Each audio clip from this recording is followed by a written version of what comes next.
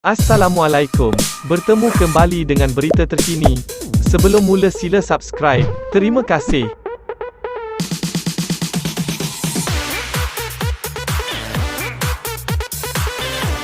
Ahli Majlis Tertinggi MT UMNO, Muhammad Puad Zarkashi membidas bekas Setiausaha Agung UMNO, Anwar Musa yang menolak gesaan supaya pilihan raya umum PRU disegerakan kerana beranggapan kerajaan yang ada kini dalam keadaan stabil. Jelasnya, Anwar yang juga Menteri Komunikasi dan Multimedia tidak sepatutnya merendahkan kebijaksanaan rakyat memilih kerajaan yang stabil dalam pilihan raya negeri PRN Melaka dan Johor sebelum ini. Anwar tidak boleh merendah-rendahkan kebijaksanaan rakyat yang memilih kerajaan stabil di PRN Melaka, Sarawak dan Johor. Semua tahu termasuk pelabur asing bahawa kerajaan pusat hari ini adalah kerajaan majoriti lemah. Ia boleh diugut, diikat, ditekan, tidak dihormati dan ditinggalkan pada bila-bila masa sahaja. Lihat sahaja kes Zuraida Kamarudin.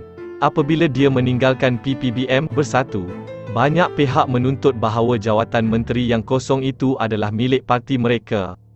Itu tidak termasuk tekanan daripada mereka yang mengidam jawatan timbalan Perdana Menteri, katanya kepada Malaysia Kini. Semalam Anwar dilaporkan berkata kerajaan pimpinan Perdana Menteri Ismail Sabri Yaakob merupakan sebuah kerajaan yang stabil hasil dukungan semua pihak termasuk pembangkang. Justeru, beliau berkata tiada keperluan mendesak ketika ini untuk membubarkan parlimen bagi membolehkan pilihan raya umum ke-15 PRU 15 dilaksanakan. Soal pembubaran ini kalau kita tengok pilihan raya umum sebelum ini pun bukan berdasarkan desakan. Kabinet kena buat keputusan kalau rasa dapat mandat serta rasa dah cukup masa nak bubar.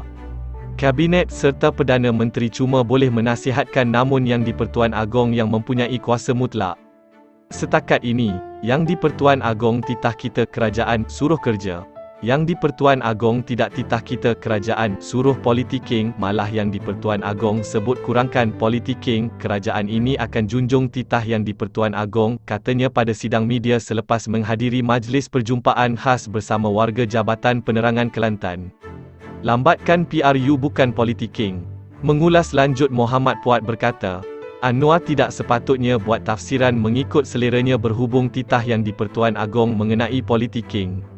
Kalau permintaan akar umbi UMNO agar PRU dipercepatkan dianggap sebagai politiking, maka apakah melambatkan PRU bukan politiking? Hatta membuat tafsiran sendiri terhadap titah Agong juga boleh dianggap sebagai politiking. Apa yang Anwar banggakan sangat mahu memorandum persefahaman Kerajaan Pakatan Harapan PH. Kegagalan kerajaan mendapatkan kelulusan Dewan Rakyat bagi Subsection 4-5 Akta Kesalahan Keselamatan Langkah-Langkah Khas 2012 SOSMA. Amat mendukacitakan, 84 menyokong, 86 menolak dan 50 MP Ahli Parlimen lagi tidak hadir. Terbukti mahu itu adalah rapuh. Apakah mereka yang mahu PRU dilambatkan adalah mereka yang takut tidak dicalonkan semula dan takut hilang jawatan terlalu cepat? Maka siapa yang penakut sebenarnya, kata Muhammad Puad lagi. Terima kasih kerana menonton.